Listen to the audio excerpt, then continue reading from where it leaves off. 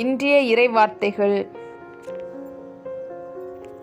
இவர் உண்மையான இஸ்ரேலர், கபடற்றவர். யோவான் எழுதிய தூய நற்செய்தியிலிருந்து வாசகம். பிரிவு 1. இறை வார்த்தைகள் 45 முதல் 51 முடிய.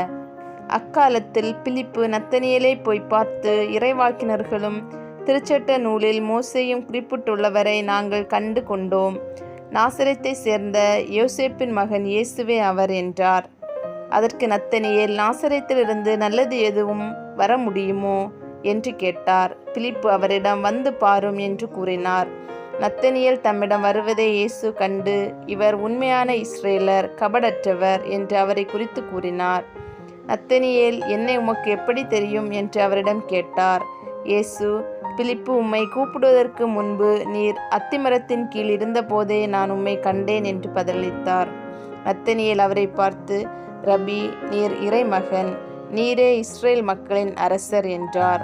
அதற்கு இயேசு, உம்மை அத்திமரத்தின் கீழ் கண்டேன் என்று உம்மிடம் சொன்னதாலா நம்புகிறீர்? இதைவிட பெரியவற்றை காண்பீர் என்றார். மேலும் வானம் திறந்திருப்பதையும் கடவுளின் தூதர்கள் மானிட மகன் மீது ஏறுவதையும் இறங்குவதையும் காண்பீர்கள் என மிக உறுதியாக உங்களுக்கு சொல்கிறேன் என்று அவரிடம் கூறினார். இது ஆண்டவர் வழங்கும் அருள்வாக்கு. இறைவா, உமக்கு நன்றி.